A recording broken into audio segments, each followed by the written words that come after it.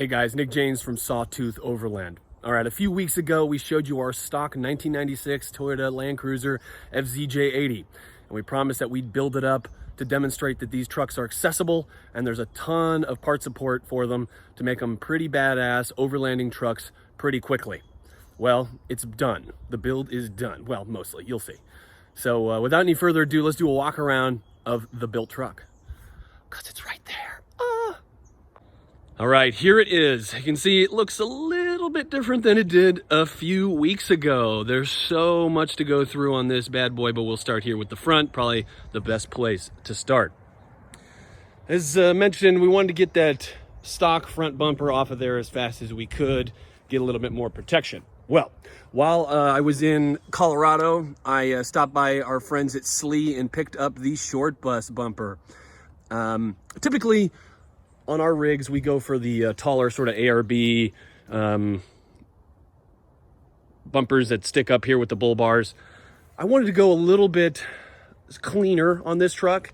Yes, you can't see where the corners of the truck are as well off-road because those bull bars give you a really clear visual indication. But rather than just replicate what we've done with other trucks, we wanted to do something a little bit different. And the short bus bumper was the perfect way to do that. And nestled in there is a Warren 9.5 XPS. That's a 9,500 pound winch with the synthetic rope on there. Went with the synthetic just because it's a little lighter. I always have done steel. I guess on my Defender I had the Xeon with synthetic. But for this I want to keep the front end a little bit lighter, didn't want to really weigh it down with a ton of weight. 9.5, the 9,500 pound winch was the biggest that we could fit in the short bus. I would have gone heavier. I've got a 12,000 pound Warren in the M12 on my 100 series, but hopefully this will do. Yes, I need to relocate the part of the AC system there. As you can see, we got some yellow springs up front. Let's talk about those. Aha, and there's the dampener too. So for the lift, we went the 2.5 inch lift from Ironman 4x4 America, and we went the foam core cell shocks. Yeah, these are, I'm loving this ride. I went with the constant load springs. It's a little stiffer, but when we start adding stuff, I'll be glad I did it. They ride really well. Again, they're not too hard. It's not like a lot of the OME, Old Man Emu spring shocks that are just beat you up, those nitros. These are a lot gentler, but can hold a lot of weight. And yeah, I love foam cell. I fell in love with them when I put them on my 100 series. And these had to go on here as well. Went over and got nearby the Metal Tech sliders. Those are a necessity, especially when you got a truck this cherry, this clean. You got to protect it. Also give shorter people a nice little step to jump into the truck. A lot of you guys might be wondering why we chose some of these components. Well, first and foremost, other than Slee, a lot of these components are local to us. And that's really important. We want to support our local companies, our local brands. Yes, I know Ironman 4x4 is not local. However, their North American headquarters are right down the road from us here outside of Portland, and want to support them. Warren, of course, always been in Oregon. Got to support those local guys. Metal Tech, also down the road from us outside of Portland in Newburgh. Want to support them too. You'll notice the rubber we chose. Went with the KM3s, the BFG.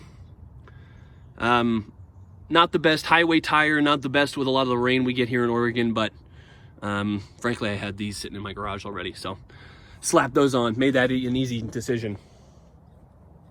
Let's go up top.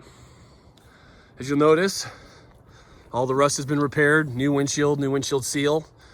Sprayed the hood, the roof rather, but you wouldn't know because we've covered it up with a front runner rack. Again, not local, neither are the Max Tracks, but sometimes you just gotta go find what you love and go with it even if they're not local. So this one was a great choice for us because it's got a lot of accessories. You can slide into those. I already have one on my Land Cruiser 100, so that was an easy choice. I can swap parts back and forth. We're also missing something that's essential up there, which is coming, the rooftop tent, which is going to be a roof nest Condor, the new hard shell fold out rooftop tent from Roof Nest out of Boulder, Colorado. I wanted to actually pick it up while we were in town, but they hadn't gotten them in yet. They're brand new option. Coming around back, we've got the 4x4 Labs single swing out. I've got the dual swing out on my 100 series, but I went with the single on this one. Again, a little bit cleaner look. Didn't want to just replicate what I've done with other trucks. These guys have, I think, one of the cleanest looking designs. There's not a billion parts like other companies. They get you high clearance there in the back, and they look great, and they're sturdy as heck. Got the high lift jack back there. Got the jack jaw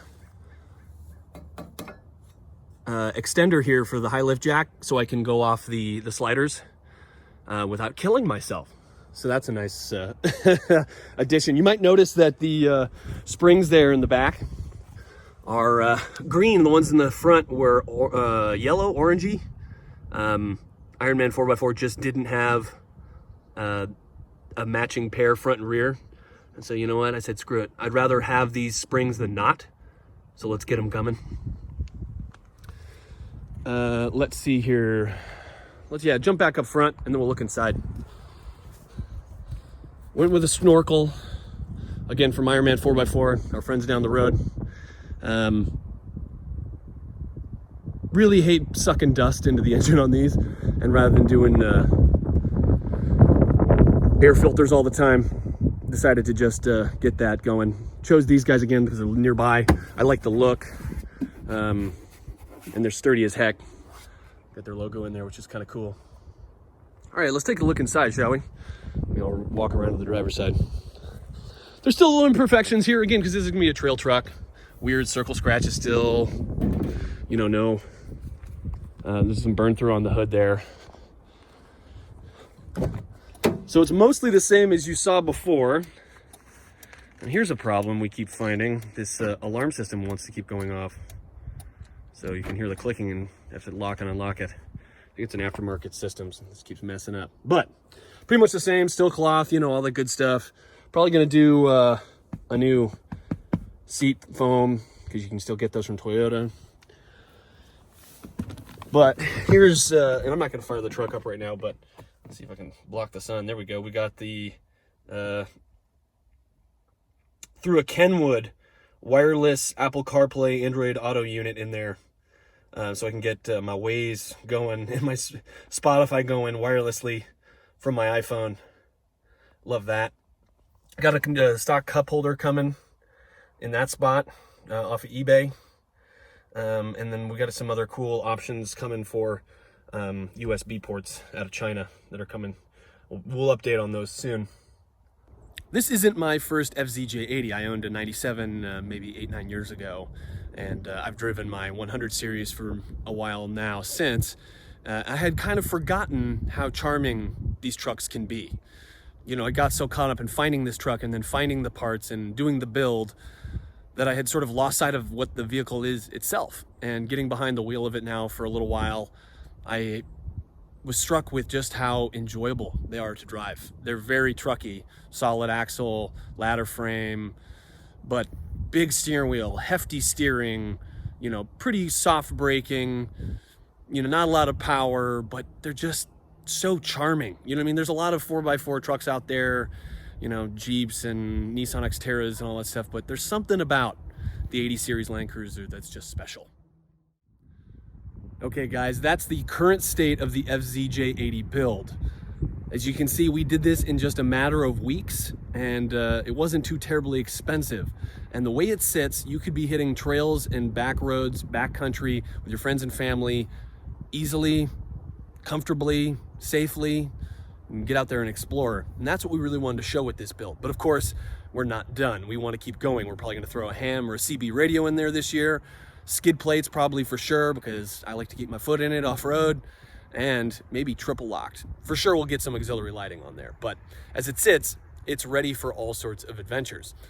So please follow along, like and subscribe. We'll be covering more on this soon. The next step will be fixing the slightly scary steering box. That's got to go. That's got to come out on the freeway. It's just downright kind of frightening, frankly. So, okay, we'll fix that soon. Look for that video. Thank you so much for watching. Like and subscribe. We'll talk to you soon. Thanks.